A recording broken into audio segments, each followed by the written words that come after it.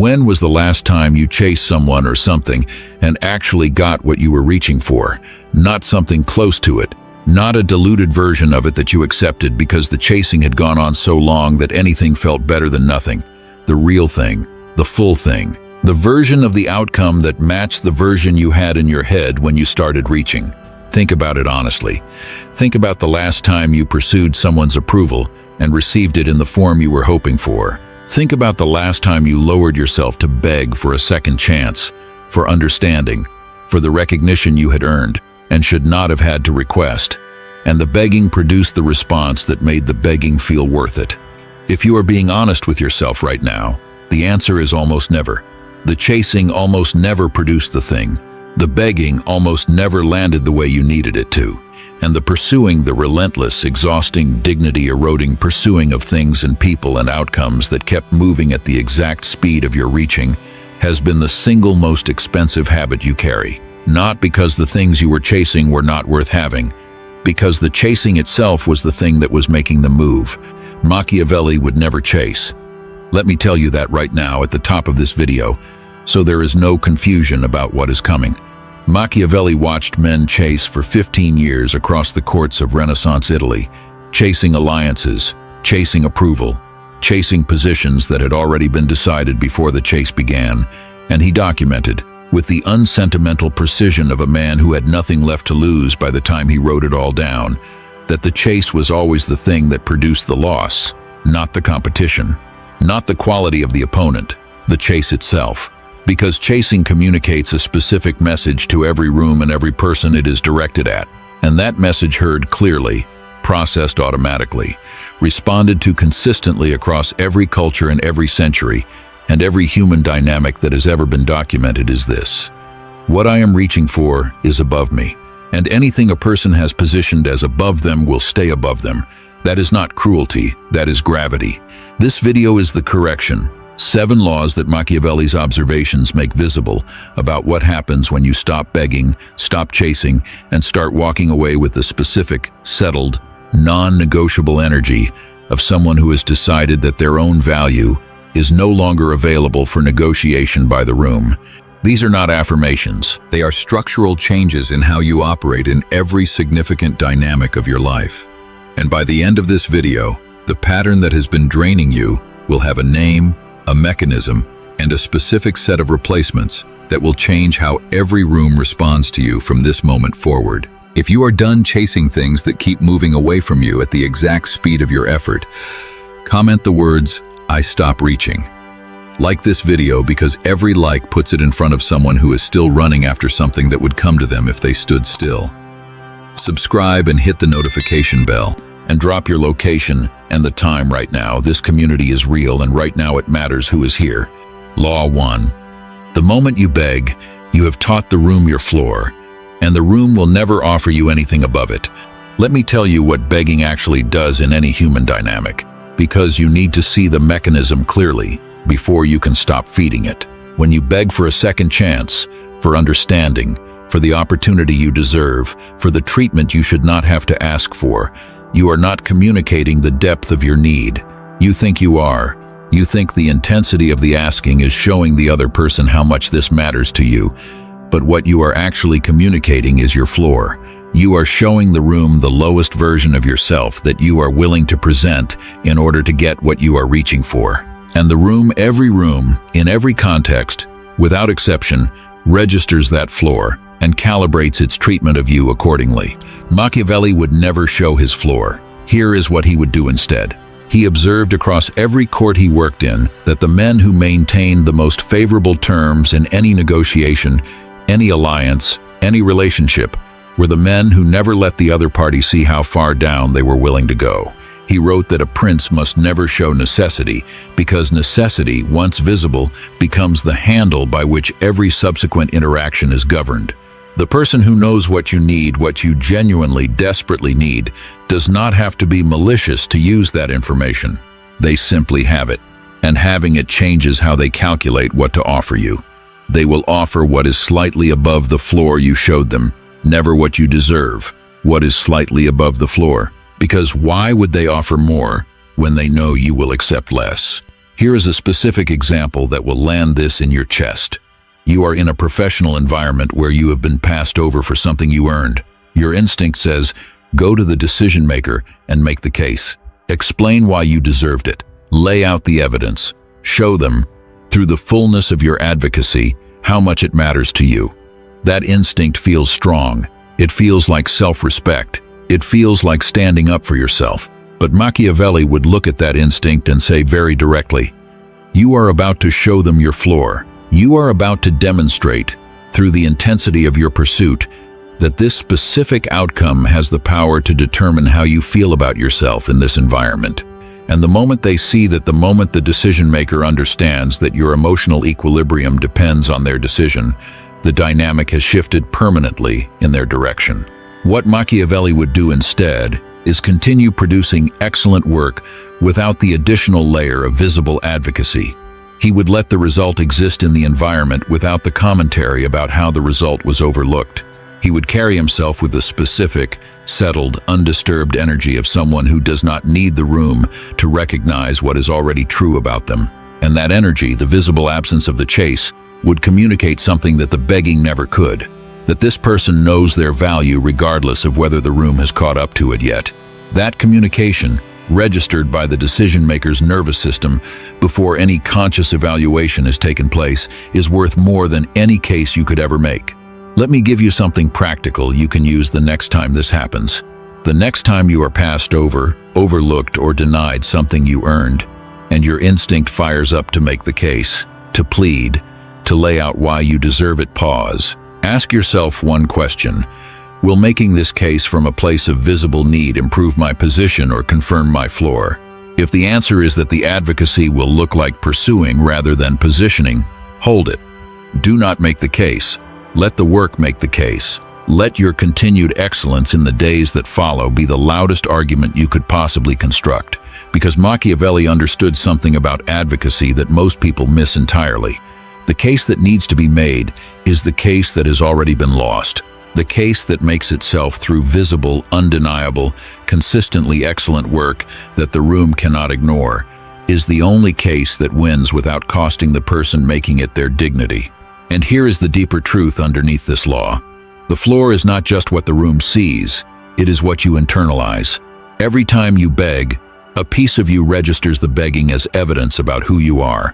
You are not just teaching the room your floor, you are teaching yourself your floor. And a person who has practiced begging enough times starts to believe somewhere beneath the surface of their conscious self-assessment that the begging is what they deserve to be doing, that the position of the person who asks is the position they belong in. Machiavelli would say to you very directly, the way you treat yourself in the contested moments is the way you are training yourself to be treated.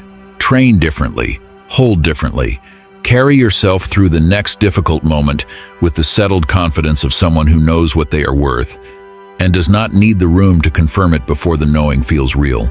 Comment, I never show my floor, if that just reframed how you see the next time you are tempted to advocate for yourself from a place of need rather than a place of settled certainty. Law 2. Chasing is the loudest advertisement of your need, and need, advertised loudly enough, repels the very thing it is reaching for. My friend, I need you to hear this one with your whole body because it explains something that has been confusing you for a very long time. You have been chasing people romantically, professionally, socially, with genuine feeling, real care, real investment, real desire to connect, to contribute, to be seen and valued by the specific person or people you are reaching toward. And the reaching has been costing you, not sometimes, consistently. The more you reach, the more the other person leans back.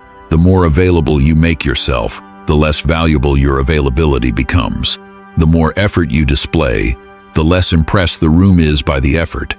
It feels like a paradox. It feels unfair, and it is unfair. But it is also, without exception, how the mechanism works.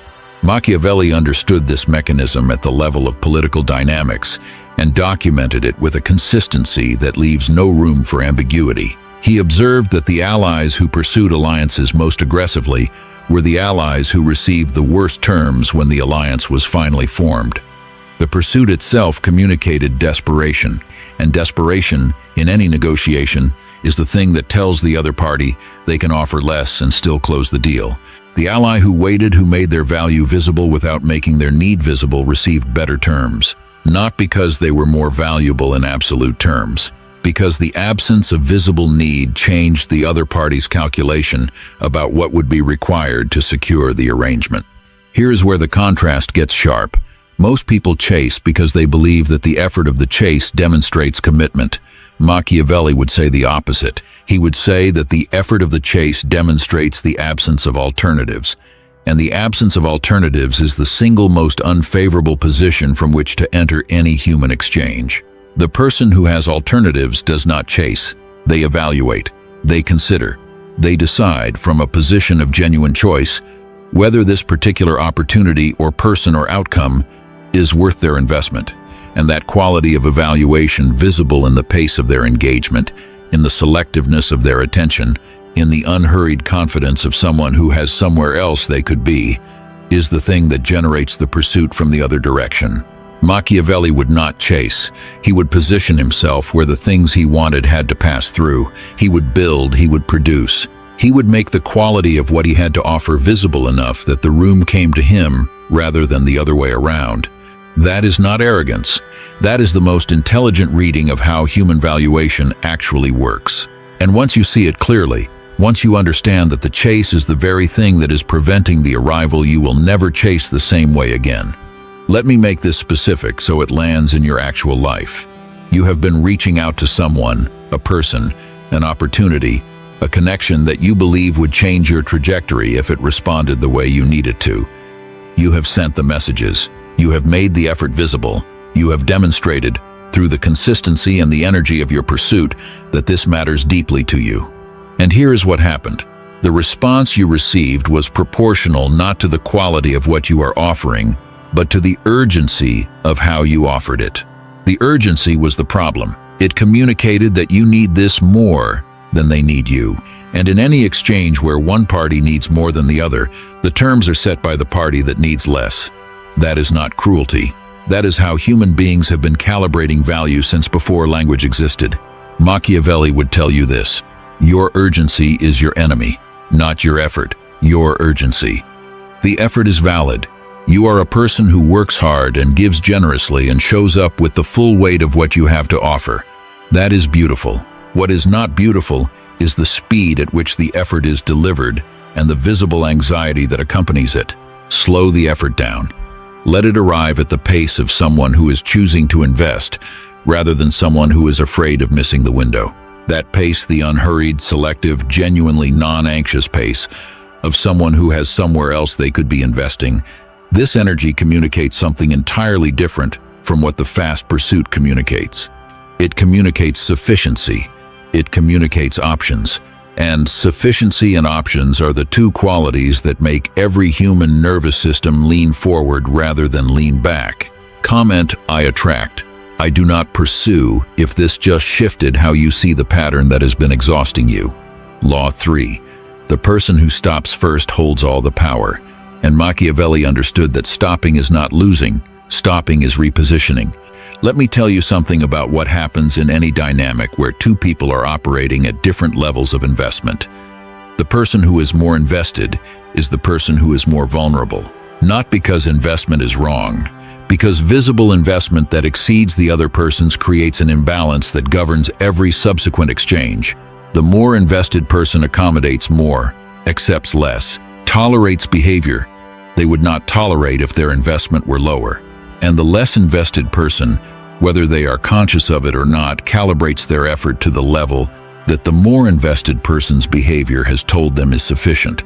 Machiavelli observed this in the alliances between Italian city-states with a precision that is chilling in its applicability to your personal and professional life right now.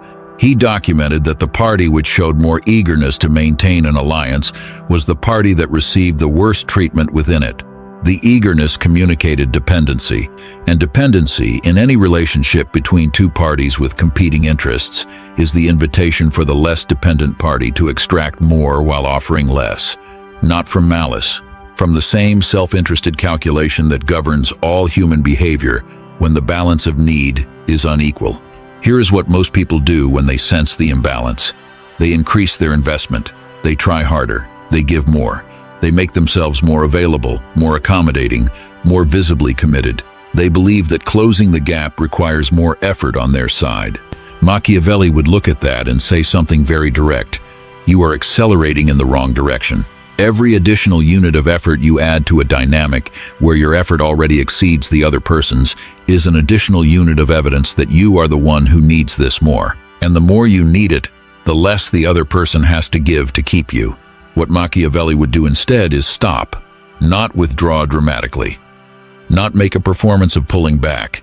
Just stop matching the pace of the old pattern. Match the other person's actual level of investment rather than exceeding it, and let the equalization do the work. Because when you stop being the more invested party, when the gap between what you are giving and what you are receiving closes because you adjusted your output down rather than trying to pull their output up, something shifts in the dynamic that cannot be produced by any other means. The other person, who had calibrated their effort to a level that your excess made possible, suddenly finds that the excess is no longer there, and the absence of your excess creates a gap that they now have to decide whether to fill. If they fill it, the relationship has a future. If they do not, you have your answer. Either way, you are no longer funding the imbalance with your own overinvestment. Let me give you a specific practice for this one, because the principle without the practice is just another idea that feels good and changes nothing. For the next 2 weeks, pick one relationship, the one where you suspect the imbalance is the largest, and match. Do not exceed. Do not compensate. Do not add the extra layer of effort that has been your default. Simply match what the other person brings. If they initiate, respond with equal warmth. If they do not initiate, do not initiate either. If they invest, invest equally. If they coast, coast equally. And at the end of 2 weeks, look at what the relationship looks like when both parties are contributing the same amount. Here is what Machiavelli would tell you about what you will see. You will see one of two things. Either the other person will notice the reduction and step up, which tells you they were capable of investing more all along and simply had not been required to because your excess was doing the work for them. Or the relationship will thin out to almost nothing, which tells you the relationship was never built on mutual investment. It was built on your subsidy. And a relationship built on subsidy is not a relationship. It is a project you were running alone. Either outcome is an improvement. The first gives you a genuinely reciprocal dynamic that was always possible, but was being prevented by your overinvestment. The second gives you clarity that is painful but essential. The clarity of knowing what was actually there versus what your effort was manufacturing. Machiavelli would never maintain a dynamic at his own expense when the equalization would reveal whether the dynamic was genuine. He would equalize. He would let the truth become visible, and he would make his next decision from the truth, rather than from the comfortable fiction that the excess was producing. Comment, I match. I do not exceed. If this just described a pattern that has been running in at least one relationship in your life right now. Law 4. Never lower your price to keep someone at the table. Machiavelli understood that the person who discounts themselves teaches the room to shop for bargains. My friend, let me tell you something that took me a long time to understand, and that I wish someone had been direct enough to say to me years before I figured it out on my own. You have been lowering your price. In relationships where the other person was losing interest, you lowered the cost of being with you. In professional dynamics where your value was being questioned, you offered more for less. In friendships where the balance had shifted, you added extra effort to compensate for the reduction in what was coming back. Every time you felt someone moving toward the exit, you made the exit more expensive by making the staying cheaper. And every single time you did that, you taught the room something about your value that took months or years to undo. Machiavelli observed this in the political alliances of Renaissance Italy, with the specificity of someone who had watched it cost capable men everything they had built. He documented that the rulers who reduced their terms to maintain alliances that were slipping away consistently ended up in weaker positions than the rulers who let the alliances go. Because the reduction communicated something about the ruler's assessment of his own position. If he was willing to accept less, the room concluded he deserved less. And a room that has concluded you deserve less does not spontaneously revise that conclusion upward. It stays at the discounted price, permanently. Here is the contrast that makes this law hurt in the right way. Most people, when they feel someone pulling away, become more generous, more available, more accommodating. They add value to the relationship in the hope that the addition will reverse the withdrawal. Machiavelli would never do that. He would do the exact opposite. He would hold the price steady. He would maintain the terms. He would carry himself as though the departure of this particular party, however inconvenient, would not change the fundamental economics of what he had to offer. Because Machiavelli understood something that most people learn only after they have discounted themselves past the point of recovery. The person who holds their price when someone threatens to leave is the person who communicates, more clearly than any words could communicate, that their value exists independently of this particular buyer. And a seller whose value exists independently of any particular buyer is a seller who never has to beg. Because the product speaks for itself, and the product, priced accurately and held confidently, will always eventually find the buyer who is willing to pay what it is worth. Let me tell you something about what happens on the other side of holding your price, because this is the part that most people never get to see, because they lower their price before the mechanism has time to complete its work. When you hold your price, when you maintain the terms of what you require and what you offer without reducing them to accommodate someone's withdrawal, one of two outcomes follows. Either the person leaving reassesses, not because you beg them to, because holding the price communicates something that the lowering never could. It communicates that this price exists regardless of this particular buyer, that the value is not contingent, that the product does not need this sale to justify its existence, and that communication, arriving in the mind of someone who is on the way out, produces a specific recalculation. If this person is not lowering their price for me, maybe the price is real. Maybe I was undervaluing what was being offered. Maybe the leaving would cost me more than the staying. The second outcome is that the person leaves anyway. And here is what Machiavelli would say about that outcome, with the directness of someone who had watched it play out hundreds of times. Good, because the person who leaves when you hold your price is the person who was only staying because the price was low. And a person who is only staying because the price is low is not a person whose staying has any value to you. They are a bargain hunter. And bargain hunters, Machiavelli observed across every court he ever sat in, are the least reliable and the most expensive people in any environment. They cost you not through what they take, but through what they teach you about your own worth by the terms they demand. Comment, I hold my price, if you have ever lowered your value to keep someone who was already on their way out. Before I move to Law 5, I want to be direct with you. If these first 4 laws are naming patterns that have been operating in your life, you are exactly where you need to be right now. The next 3 laws go from diagnosis to construction, from understanding what you have been doing wrong to understanding what to build instead. Subscribe right now, hit the notification bell, because the second half of this video is where the real shift lives. Law 5. Replace every unit of chasing energy with a unit of building energy. Machiavelli did not chase because he was too busy constructing. Here is the thing that nobody tells you about chasing that makes the chasing feel so necessary. Chasing fills the void. When you are actively pursuing something, sending the messages, making the effort, extending the hand, doing the thing that keeps the reaching alive, you feel like you are doing something. The chase provides the specific sensation of forward movement, of effort being applied, of not being passive in the face of something that matters. And that sensation, however false the forward movement actually is, feels better than the alternative. The alternative is sitting still, and sitting still when you are used to chasing feels like dying. It feels like giving up. It feels like the one thing that a person who cares deeply about outcomes should never do. Machiavelli would understand that feeling completely, and he would tell you that the feeling is lying to you. The chase feels like progress because it is activating the same neurological pathways that genuine progress activates. But the activation is a simulation. The forward movement is an illusion. The effort is real, but the destination it is pointed at is receding at the exact rate of your approach. What Machiavelli would say is this: Take that energy, the real, genuine, powerful energy that you have been pouring into the chase, and redirect it. Not away from everything, toward something, toward your own work, toward your own growth, toward the specific activities and investments that build the version of yourself that does not need to chase, because the quality of what they have built makes the chasing unnecessary.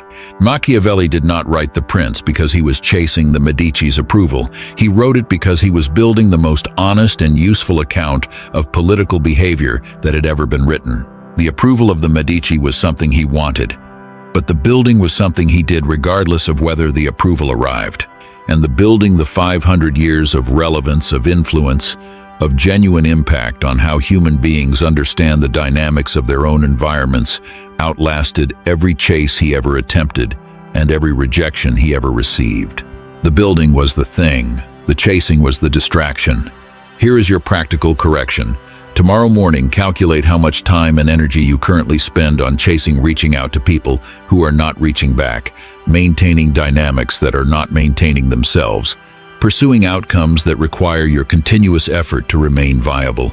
Write that number down, and then ask yourself, what would happen if I redirected half of that energy towards something I am building for myself? Not all of it, half, just to see what happens when the building starts receiving the resources that the chasing has been consuming. I can tell you what will happen, because Machiavelli documented it across hundreds of real cases. The building will accelerate.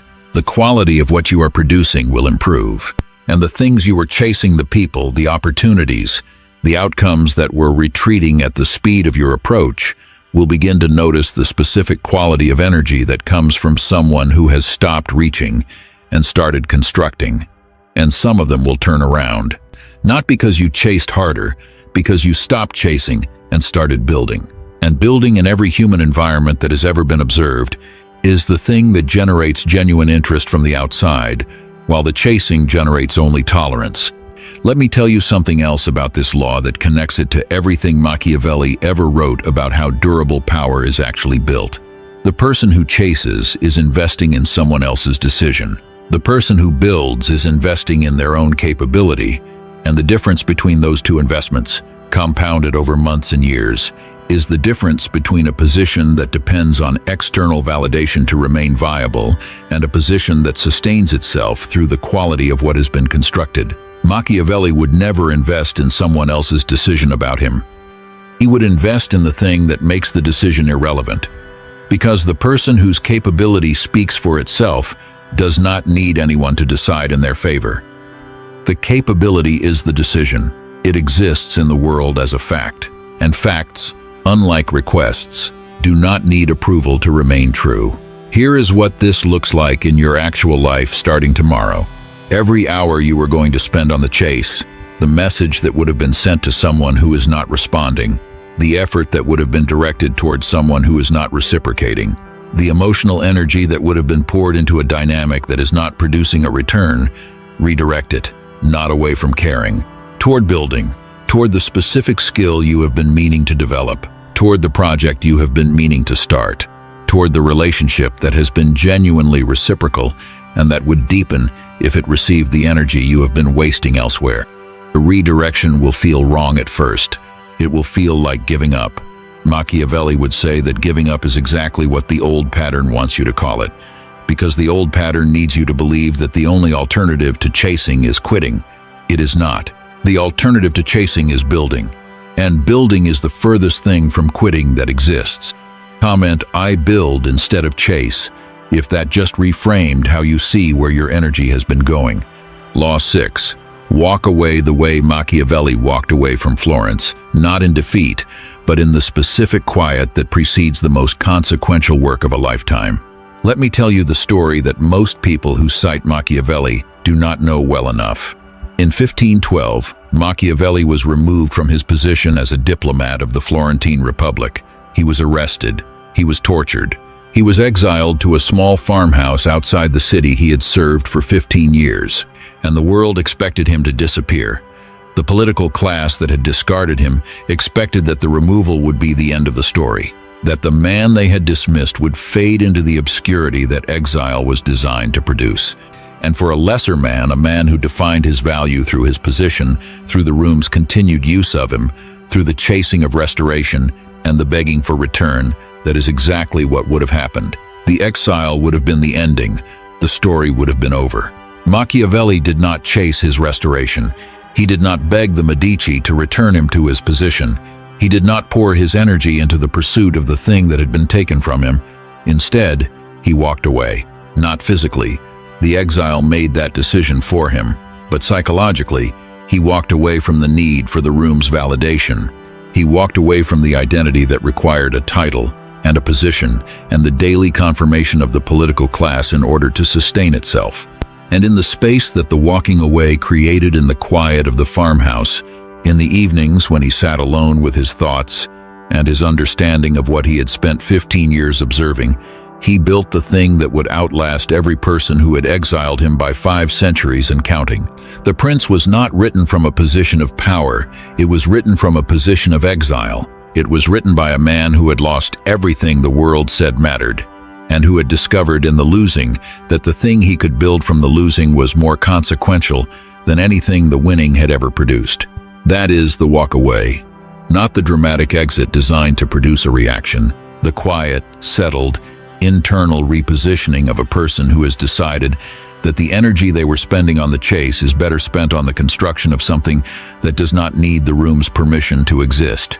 Here is what Machiavelli would say to you right now if he could. He would say, "The thing you are chasing does not want to be caught by you, not because you are unworthy of it, because the chasing is the signal that tells it to keep moving. Stop the signal. Build the thing that makes the chasing irrelevant. And let the world discover what you built the same way the world discovered the Prince after the fact, when the building was already complete and the product was already undeniable. And the only response available to the room was the recognition that this person had been building something extraordinary in the space where the chasing used to live." My friend, I need you to sit with this one for a moment before I move to the final law, because this is the one that is going to cost the most emotionally, and I do not want you to underestimate what the cost feels like.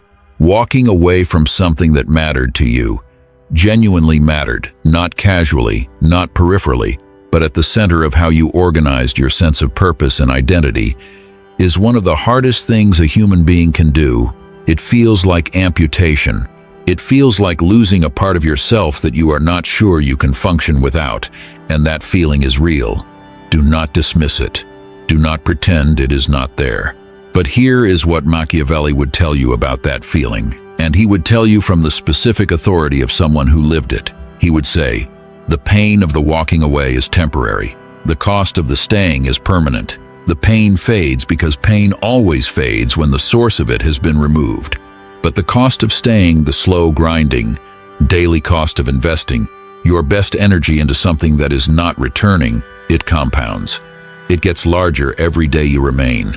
It takes more from you every week, and by the time you finally leave, because everyone eventually leaves, whether by choice or by exhaustion, the cost has been so large and so sustained that the version of yourself that walks out the door is a diminished version of the one that could have walked out months or years earlier."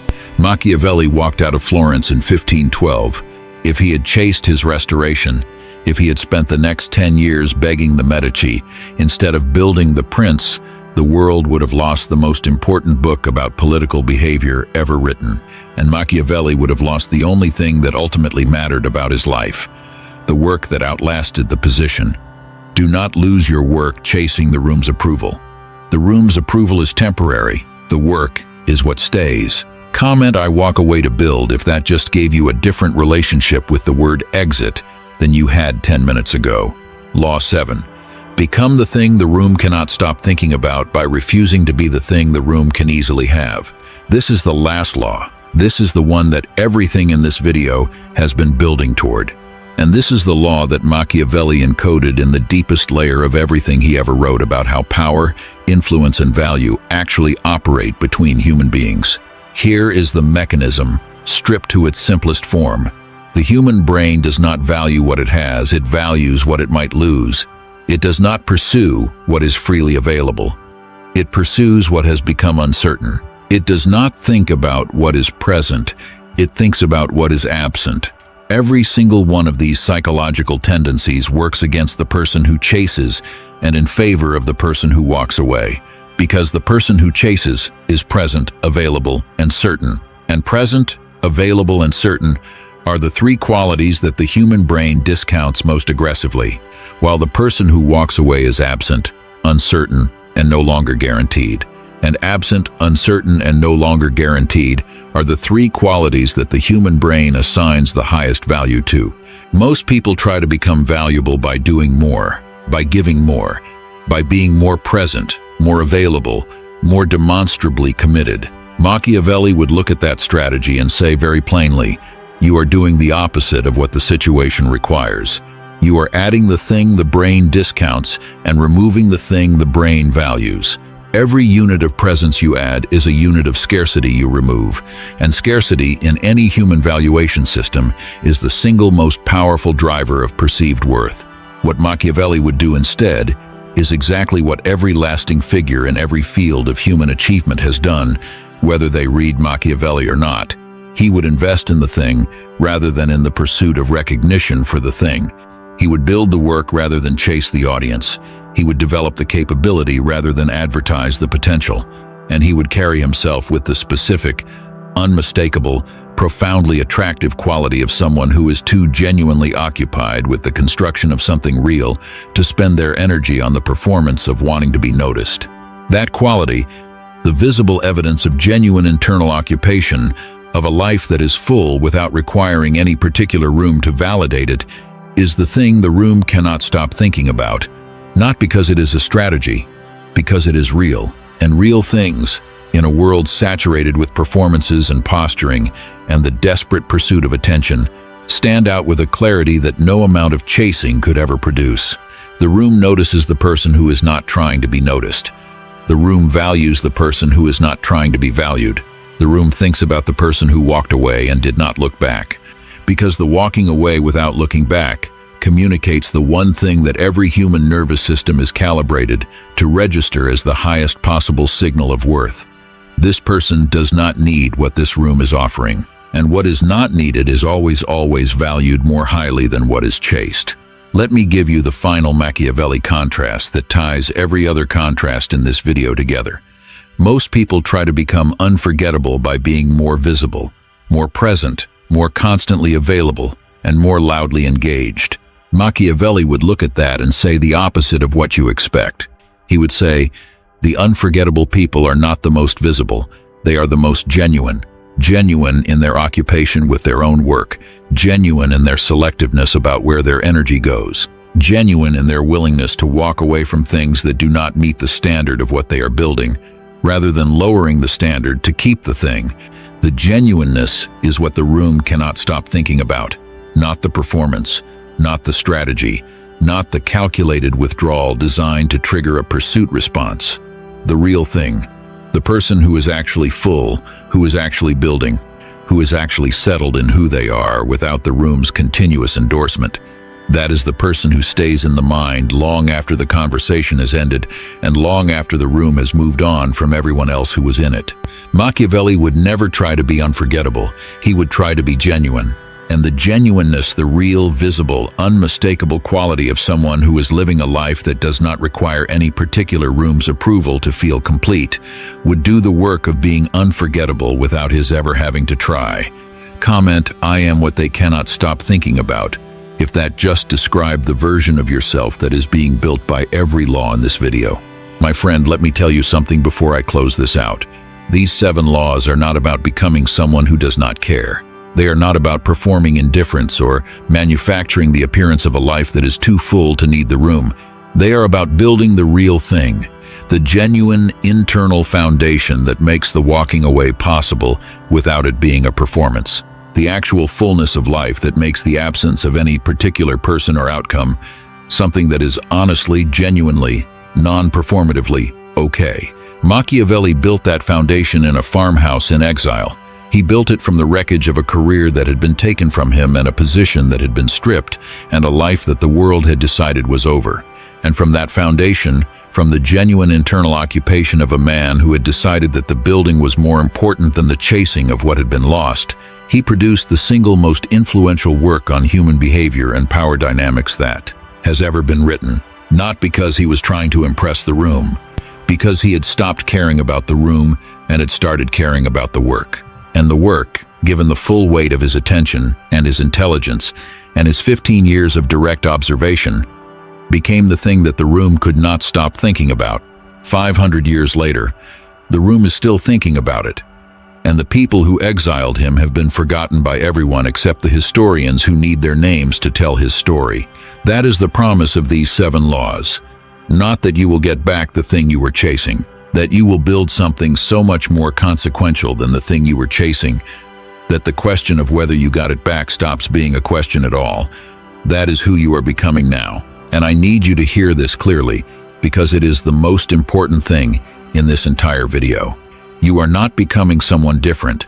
You are becoming the version of yourself that was always there underneath the chasing, the version that knows its own value without needing the room to confirm it, the version that invests its energy in building rather than in pursuing what should be arriving on its own, the version that walks away from dynamics that do not return what they receive and does so without the drama, without the performance, without the need for the other party to witness the departure and feel something about it.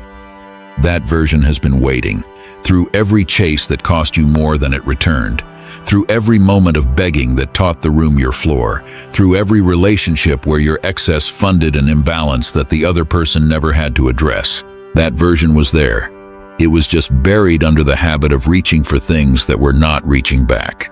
Machiavelli would tell you one final thing. He would say, "The reaching is over now, not because you gave up, because you finally understood what the reaching was costing you." And a person who understands the cost makes a different decision about where to invest. That is who you are becoming now, not the person who chases, the person who builds, not the person who begs, the person who produces, not the person who needs the room, the person the room needs, and that person settled, occupied, genuinely full, walking away from everything that does not match the standard of what they are building, is the person that 500 years of Machiavelli's observation says will always, without exception, end up holding more than the person who spent their life reaching for it. Like this video, if any of these 7 laws name something that has been costing you without you knowing the mechanism behind it. Share it with someone you care about who is still chasing something that would come to them if they stood still long enough to let it arrive. And subscribe to this channel, because the next video goes directly into the specific daily moments where these laws apply, the exact situations where the old chasing instinct fires and the new building discipline is what determines whether the moment costs you or builds you.